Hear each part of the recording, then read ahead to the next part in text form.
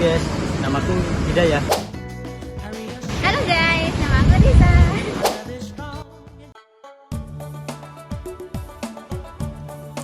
Assalamualaikum warahmatullahi wabarakatuh. Hello everyone, perkenalkan kita dari kelompok 2 kelas H1. Di video ini kita akan melakukan penelitian di kabupaten yang rata-rata bersuku Osing, yaitu Kabupaten Banyuwangi. Tapi di sini kita tidak akan membahas tentang suku ataupun adat Osing, melainkan kita akan membahas hukum adat suku Bugis. Ya, suku Bugis. Pasti kalian bertanya-tanya, kenapa kita meneliti suku Bugis? Padahal itu jauh sekali di Sulawesi. Memang jauh, tapi kita meneliti suku Bugis yang berada di Banyuwangi, tempatnya di Kecamatan Muncak. Ternyata ada loh di Banyuwangi dan tempatnya ada di kawasan perindustrian di Muncak. Pengen tahu lebih lanjut? Yuk, simak video kita. Asal-usul adat Bugis berasal dari bangsa Daudro Melayu yang datang ke Nusantara sekitar 500 sebelum Masehi. Nama Bugis berasal dari kata Tougi yang merujuk pada Lasetopugi, yaitu raja pertama kerajaan Cina di Wajo. Suku ini merupakan salah satu suku besar di Sulawesi Selatan dan tersebar di berbagai wilayah Nusantara, bahkan ke kabupaten ujung Pulau Jawa yaitu Banyuwangi. Ya, jadi Bapak untuk awal mula asal usul Kampung Bugis di Kecamatan Muncar itu bagaimana Pak? Ya, kalau untuk asal usulnya perkiraan itu karena kita juga kurang begitu tahu pastinya. Menurut para orang-orang tua yang semenjak masuk ke sini itu antara tahun 60-an itu sudah ada, dan untuk selebihnya itu mungkin bisa di belakangnya atau di tahun 50 mungkin sudah masuk, cuma kan untuk perkumpulannya atau bersatunya untuk di satu lokasi itu baru di antara tahun 90-an itu mereka seperti itu. Di pernikahan suku Bugis, tepatnya di Kampung Adat Bugis, Kecamatan Muncar, Banyuwangi, memiliki beberapa tahapan yang unik dan harus dilaksanakan sebagai wujud penghormatan terhadap adat, keluarga, serta nilai-nilai keagamaan. Tahap pertama yaitu Masuro atau Maduta. Tahap ini adalah tahap pralamaran, di mana keluarga dari pihak laki-laki akan mengutus seseorang yang paling dipercayai sebagai Mabat Jalaleng atau perintis jalan. Juru bicara yang ditunjuk haruslah memiliki kemampuan yang tinggi dalam hal negosiasi, mengingat acara pertemuan antar kedua keluarga ini juga akan membahas tentang besarnya jumlah uang panai. Biasanya terdapat proses tawar-menawar dengan bahasa Bugis yang sangat halus. Jumlah uang panai tergantung dari bagaimana status sosial calon pengantin wanita, bahkan bisa lebih besar dari mahar.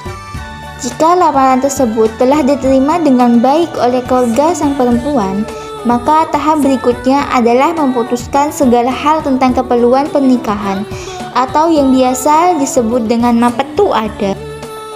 Tahap kedua adalah Mapetu Ada. Setelah prosesi lamaran dilakukan, saatnya untuk menentukan tanggal pelaksanaan pernikahan, mahar, serta uang panai. Tanggal pernikahan biasanya akan ditentukan oleh keluarga dari calon pengantin wanita dengan mempertimbangkan waktu-waktu terbaik. Sementara uang panai adalah persyaratan yang paling unik, yaitu uang yang akan diberikan oleh calon mempelai pria kepada calon mempelai wanita untuk keperluan biaya pesta pernikahan. Dan besaran nominalnya juga tergantung pada strata sosial perempuan, jenjang pendidikannya, hingga citra keluarga mempelai di lingkungan masyarakat setempat. Terakhir, mahar untuk wanita keturunan Bugis dapat berupa uang atau benda sebagai syarat sah pernikahan. Pada tahap mempetuk ada juga dilakukan pemberian hantaran berupa perhiasan untuk calon mempelai perempuan.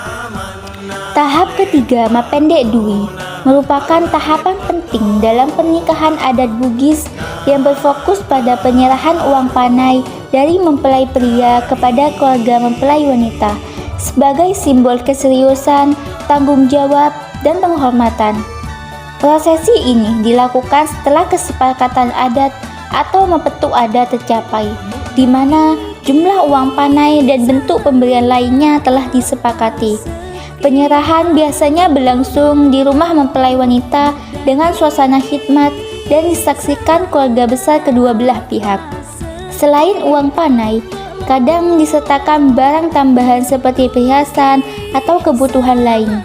Kebutuhan lain yang dimaksud yaitu seperti berikut ini. Persyaratan dari pernikahan di upacara dari suku adat Bugis itu apa saja, Pak? Mulai dari padi ya, kalau dari buah-buahan itu, terus pisang, nangka, kelapa, itu apa lagi, tebu, itu ada saja. Tahap selanjutnya adalah mapendek temak. Dalam bahasa Bugis, mapendek berarti memberi makan, sementara temak adalah tamat. Tradisi mapendek temak berhubungan langsung dengan orang yang tamat mengaji atau khataman Al-Quran. Jadi, dapat disimpulkan bahwa mapendek temak merupakan sebuah kebiasaan dari masyarakat Bugis yang selalu memberi apresiasi terhadap orang yang berhasil khatam Al-Quran dengan cara diberi makan. Tradisi ini juga kerap dilakukan oleh calon pengantin tepat di sore hari sebelum hari pernikahan tiba, dengan pembacaan ayat-ayat suci Al-Quran langsung dari calon pengantin. Setelah prosesi mapendek temak selesai, dilanjutkan dengan ritual mapaci dan mabeda. Dalam pernikahan adat Bugis, mapaci memiliki makna penting, yaitu untuk menyucikan jiwa dan raga kedua calon pengantin dari segala keburukan yang mungkin telah mereka lakukan. Prosesi dimulai dengan penjemputan kedua mempelai untuk dibawa ke pelaminan yang telah dipenuhi perlengkapan ritual, seperti bantal, sarung, daun nangka, daun pisang, sepiring padi, lilin, daun paci, dan bekeng. Setiap kerabat dan tamu yang hadir kemudian mengusapkan paci ke telapak tangan calon pengantin. Tamu yang dilibatkan dalam prosesi ini biasanya berasal dari keluarga dengan status sosial yang baik. Setelah itu, ritual mabeda dilakukan, yang merupakan pemberian bedak kepada kedua mempelai dengan beras yang ditunggu oleh 7 gadis yang masih perawan. Beras sebanyak 10 kilo dibagi rata antara mempelai wanita dan pria sebagai simbol kebersamaan dan kesetaraan dalam perjalanan hidup baru mereka. Selanjutnya, barulah akad dilaksanakan. Ini adalah contoh cuplikan video akad pernikahan di kampung Bugis yang kita kunjungi.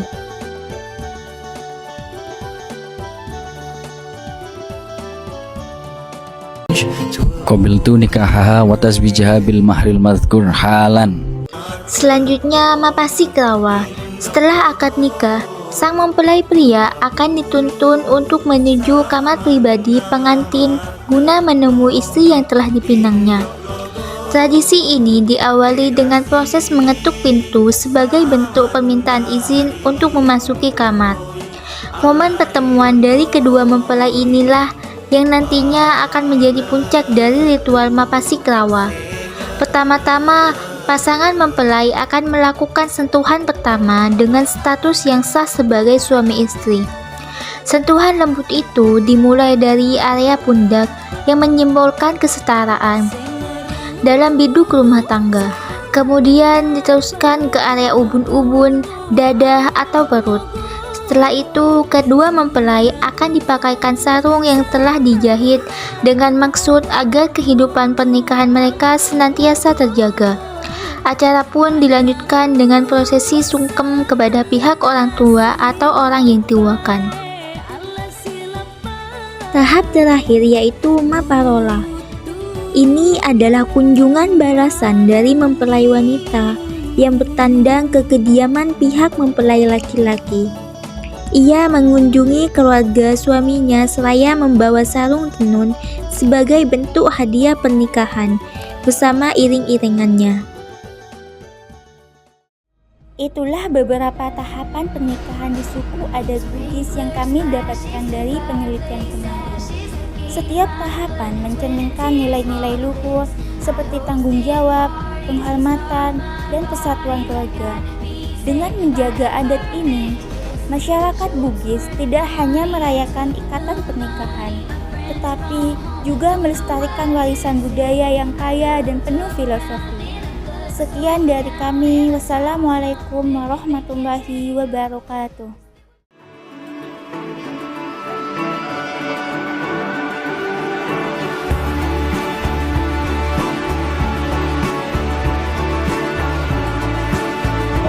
Nah, dulu banyak mengatakan untuk katanya orang Indonesia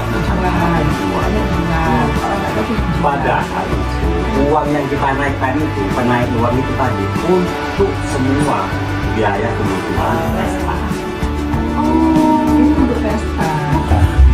Kalau di buah itu harus pisang, mereka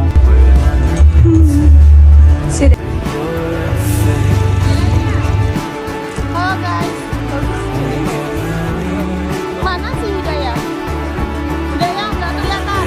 Si Hidayah nggak kelihatan. Si Hidayah nggak maju. Hidayah. Aku nggak lepas.